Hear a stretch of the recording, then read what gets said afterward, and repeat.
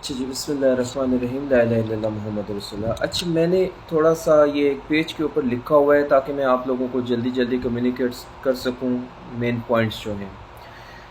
پچھلے لیکچر میں نے آپ کو بتایا تھا کہ دو طرح کی ٹی بی ہوتے ہیں، ایک پلمونری ٹی بی ہوتی ہے، ایک ایکسٹرا پلمونری ٹی بی ہوتی ہے۔ پلمونری ٹی بی جو لنگز وغیرہ کو افیکٹ کرتی ہے، اور ایکسٹرا پلمونری جو لنگز کو چھوڑ کر باقی آرگنز کو افیکٹ کرتی ہے، ٹھیک ہے۔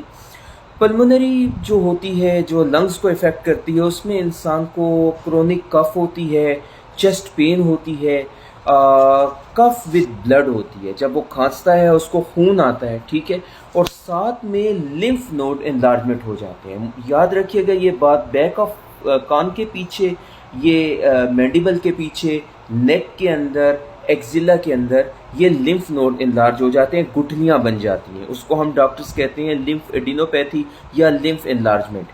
تو دیٹ از آلسو انڈیکیٹو کہ یہ ٹی بی ہی ہے، ٹھیک ہے۔ ہاؤ ایور اس کے اسپیسیفک ٹیسٹ ہیں، وہ پھر انسان کروا سکتے ہیں، لیکن یہ چیز بھی ہوتی ہے۔ اس کے علاوہ جو ہوتا ہے، آپ یاد رکھیے گا کہ اگر ہم ایکس رے کرتے ہیں کسی بھی بندے کا، تو ایکس رے کے اندر جو ایکس رے شیڈوز ہوتے ہیں اس میں پیچز بن جاتے ہیں یا سکارنگ بن جاتی ہے، اور وہ سکارنگ کیا ہوتی ہے کہ ایک طرح سے لنگز جو ہیں وہ اندر سے، پھیپھڑے جو ہیں اندر سے وہ زخمی ہو جاتے ہیں، ٹھیک ہے۔ اور جو یہ ہوتا ہے پلمونری، اس میں پھر ایکمپنیڈ ایک چیز آ جاتی ہے، اس کو ہم کہتے ہیں پلورل ایفیوژن، یعنی کہ لنگز کے یا پھیپھڑوں کے ساتھ پانی کا اکٹھا ہو جانا، ٹھیک ہے، اس کو ہم پلورل ایفیوژن کہتے ہیں۔ تو وہ بھی انڈیکیٹو ہوتا ہے ٹیوبرکلوزس کے لیے۔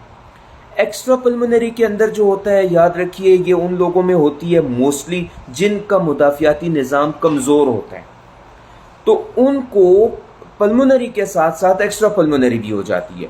اچھا، وہ کون کون سے آرگنز کو موسٹلی افیکٹ کرتی ہے؟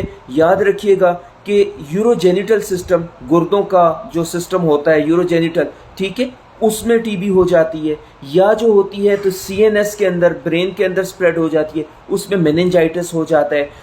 جوائنٹس اور جوڑوں میں اور ہڈیوں میں جو ہو جاتی ہے اس کو ہم ڈاکٹرز اپنی زبان میں کہتے ہیں پاٹس ڈیزیز، وہ بھی ایکسٹرا پلمونری ٹی بی کی علامت ہے۔ اور بلڈ کے اندر تو اس کو ہم کہتے ہیں ملری ٹیوبرکلوزس، یعنی کہ وہ سپریڈ ہو جاتا ہے خون کے اندر۔ تو یہ جو ہوتی ہیں یہ ایکسٹرا پلمونری کی ہوتی ہیں، اور یہ جو دوسرا میں نے آپ کو بتایا وہ پلمونری کی ہوتی ہیں۔